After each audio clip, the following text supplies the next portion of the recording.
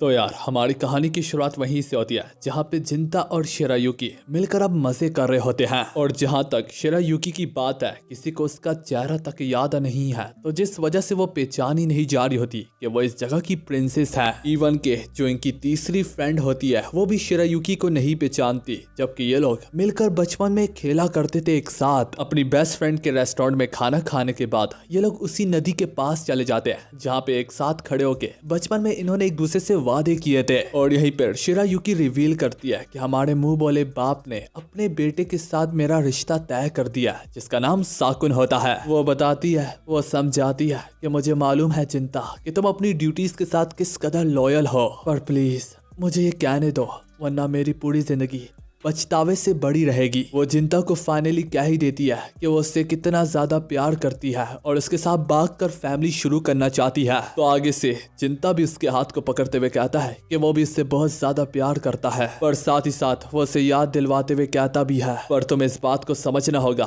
मैंने प्रिंसेस को बचाने का वादा किया था, उसके साथ फैमिली शुरू करने का नहीं। ये बोलते हुए वो उसे साकुन के साथ शादी करने के लिए बोलता है। तो आखिरकार दोनों इसी मुद्दे पर उतरते हैं कि वो दोनों के दोनों इस बात को इग्नोर करते हुए अपनी अपनी ड्यूटीज को निभाएंगे और इस विलेज को प्रोटेक्ट करेंगे। अगले सीन में ये सारे के सारे लोग अपनी अपनी ड्यूटीज में लौट जाते हैं, जहाँ पे हमारे जिंता को ऑर्डर दिया जाता है कि जंगलों के बीच में कुछ डीमंस नजर आ रहे हैं, और वो जो कोई भी है वो आम इंसान से कई गुना ज्यादा बढ़ के है और उसे कोई दूसरा डील नहीं कर सकता, जिस वजह से वो ये टास्क इस विलेज के सबसे स्ट्रॉन्गेस्ट बंदे को देते हैं, जो कोई और नहीं बल्कि हमारा जिंता होता है। और जब जिंता इस काम के लिए जाने लगता है कि तभी उसका सामना साकुन से होता है।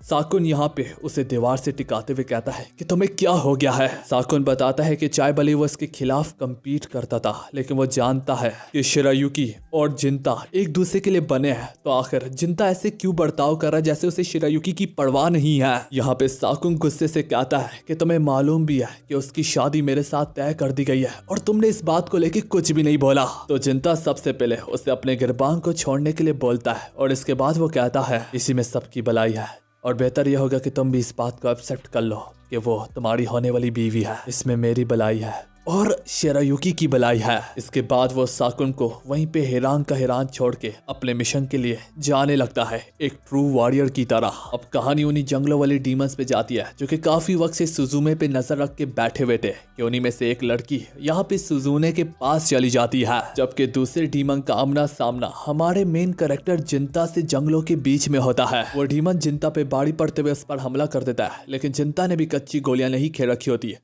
देखते ही देखते जिंता उसके एक हाथ को काट भी देता है, जो देख के वो डीमन भी इवन के हैरान हो जाता है और उससे अब काफी ज्यादा मजा आने लगता है कि जिंता एक इंसान के तौर पर कितना ज्यादा स्ट्रॉन्ग है। फिर वो जिंता से उसकी तलवार उठाने की वजह पूछता है। जिंता उसे एक्सप्लेन करता है कि उसने तलवार अपने लोगों के लिए उठाई है और अपने खिलाफ जाने वालों को काटने के लिए उठाई है। तो वो डीमन यहाँ पे काफी अजीब बात करता है कि ऐसा रहेगा कि अगर अपने ही तुम्हारे खिलाफ हो जाए ना। दोस्तों, ये डीमन ने बहुत ज्यादा इम्पोर्टेंट बात की है और यही इसके प्लान का सबसे बड़ा हिस्सा है। उम्मीद करता हूँ आप लोग इस बात को भूलेंगे नहीं, क्योंकि मैंने बता दिया, अब आप लोगों का फर्ज है इस बात को याद रखिएगा। अब अगले ही पल में हम उसी अनजान डीमन को सुजुमे के साथ देखते हैं, जहाँ पे सुजुमे उस डीमन को यहाँ से जाने के लिए बोलती है, जो देख के वो डीमन समझ जाती है कि सुजुमे अभी तक डीमन में ट्रांसफॉर्म नहीं हुई, क्योंकि वो अपने भाई से काफी ज्यादा प्यार करती है। पर ये चीज बहुत ही जल्द चेंज होने वाली है, क्योंकि ये मैं नहीं बल्कि वो डीमन कैरी है। इस फीमेल डीमन के पास ये ताकत होती है कि वो आने वाले समय को बहुत पहले ही देख पाती है। तो इसी तरह वो आने वाले फ्यूचर को लेके इस बच्ची को वार्न करती है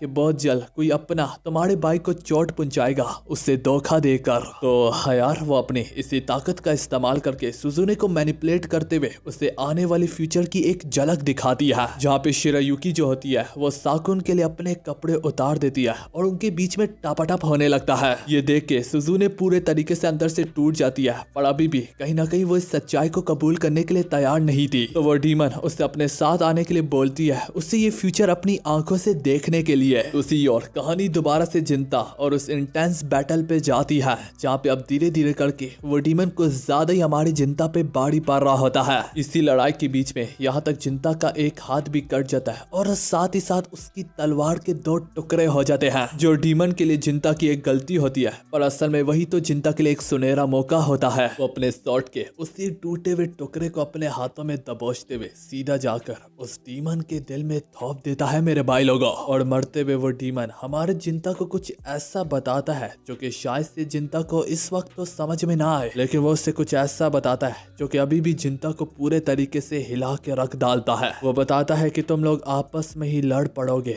और यहाँ पे वो इस विलेज में सबसे स्ट्रॉन्गेस्ट डीमन से मिलने आए हैं। जहाँ पे जिंता को पूरी चीज की समझ तो नहीं आती, लेकिन लास्ट लाइन से उसे पूरे तरीके से पता चल जाता है कि वो लोग उसकी बहन की बात कर रहे हैं। जिंता को इतना ज्यादा शौक देके वो डीमन इसी बात से फायदा उठाते हुए उसका कटा हुआ हाथ जाके जिंता के मुंह को दबोच लेता है। वो डीमन उससे पूछता है, एक बात तो बताओ, क्या होगा अगर तुम लोग आपस में ही लड़ पड़ो? जिन लोगों के लिए तुमने तलवार उठाई है, तो मेरा सवाल तुमसे ये उठता है, अगर वही तुम्हारे ही खिलाफ हो जाए तो तब तुम किसके लिए तलवार उठाओगे, किसके खिलाफ लड़ोगे और किस मकसद के लिए जियोगे? दूसरी ओर हम साकुन को शिरायुकी के साथ जबरदस्ती करते हुए देखते हैं, इसलिए नहीं क्योंकि उसे गुस्सा होता है कि वो उससे प्यार नहीं करती, बल्कि उससे गुस्सा तो इस बात का होता है कि जिंता उससे प्यार करके भी इससे अपना रहा नहीं है और ये लड़की भी इस पर कुछ नहीं बोल ली। उसे जबरदस्ती करता देख के यहाँ पे शिरायुकी समझ जाती है कि उन्होंने तो वैसे भी इसको करने का ठान लिया था, तो वो यहाँ पे अपने कपड़ों को उतारने लगती है। पर उसकी इतनी ज्यादा हिम्मत देख के अब उल्टा यहाँ पे साकुन ही डरने लगता है और वो उसे कपड़े पहनने के लिए बोलता है। पर इसी समय वो डीमन यहाँ पे सुजुमे को लेके यहीं पे पहुंच जाती है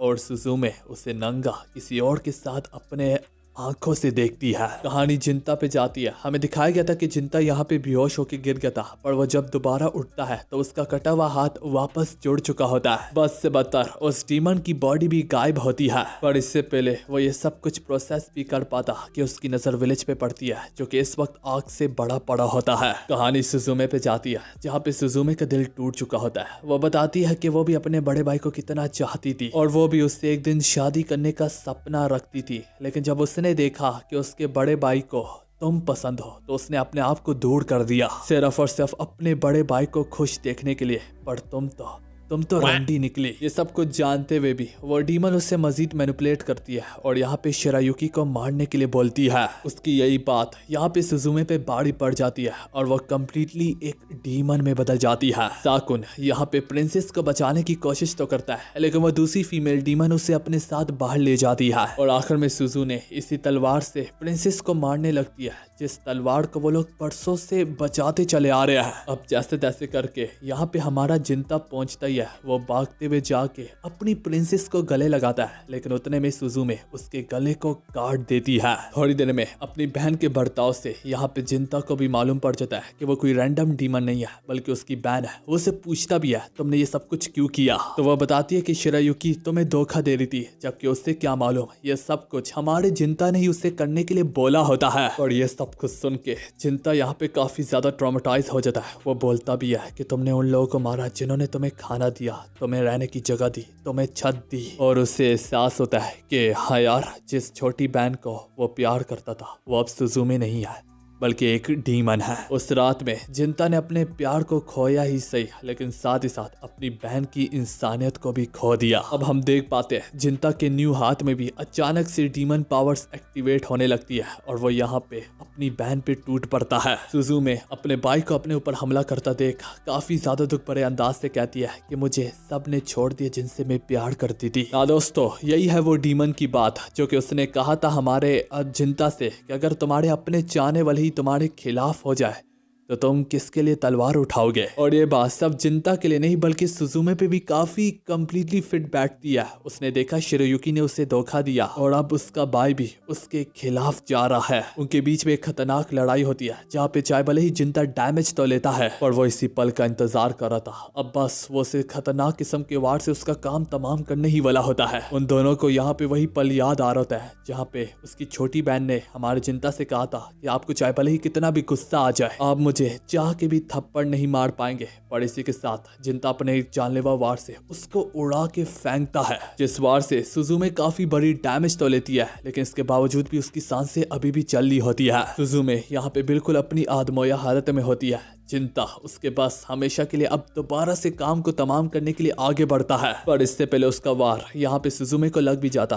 कि अचानक से वो डीमन बीच में आ जाती है। वो सुजुमे डीमन को भागने के लिए बोलती है और जब सुजुमे यहाँ से निकल ली होती है उस डीमन ने हमारे जिंता को पकड़ के रखा होता है। जाते हुए सुजुमे बताती है कि उससे कितनी नफरत अपने बड़े भैया से और वो वापस लौट के आएगी जब वो दुनिया को तबाह करेगी और आखिर में अपने बड़े भाई को भी मार डालेगी। मरते हुए वो डीमन यहाँ पे जिंता को मुस्कुराते हुए बताती है कि उसने एक ऐसा फ्यूचर देखा था कि जहाँ पे सारे के सारे डीमंस मर चुके थे, लेकिन उसने फ्यूचर ही पलट डाला क्योंकि अब सुजुमे एक डीमन बन चुकी है और सुजुमे की बदौलत हर तरफ डीमन छा जाएंगे। अब कहानी कुछ पलों के बाद पड़ जाती है जहाँ पे जिंता फाइनली ये डिसाइड कर देता है कि वो हमेशा हमेशा के लिए इस विलेज को पीछे छोड़ के चला जाएगा एक यादों की तरह। और वो इस बीच में कोशिश करेगा कि अगर उसने कोई पीसफुल तरीका ढूंढ लिया अपनी बहन की इंसानियत को वापस लौटाने के लिए तो इसके लिए वो एग्री है, वरना तो उसे अपनी बहन को आखिर में मारना ही पड़ेगा। जाते जाते विलेज का चीफ मतलब कि हमारे मेन कैरेक्टर का मुंह बोला बाप उससे वो तलवार देता है। हाँ दोस्तों, वही खास तलवार जो कि जनरेशन टू जनरेशन चलती चली आ रही है और इसे सिर्फ प्रिंसेस ही छूने का हक रखती है। और इसी के साथ वो यहाँ पे जिंता को जिनिया नाम देता है, लेकिन दोस्तों हम लोग इसे जिंता ही बुलाएंगे। वो उससे माफी मांगते हुए कहता है कि ये सब मेरी गलती है, मैं जानता था कि वो लड़की तुमसे कितना प्यार करती थी, पर अपने बेटे की खुशी के लिए मैं खुद गर्ज बन गया। और अब इसी तरह वो अपने सफर पे आगे निकल पड़ता है। अब इसी तरह कहानी में बहुत बड़ा टाइम स्किप आता है, बहुत बड़ा। पर जिंता बूढ़ा नहीं होता क्योंकि वो तो एक डीमन है। तो फिलहाल इसी के साथ हमारी वाली एपिसोड यहाँ पर खत्म होती है।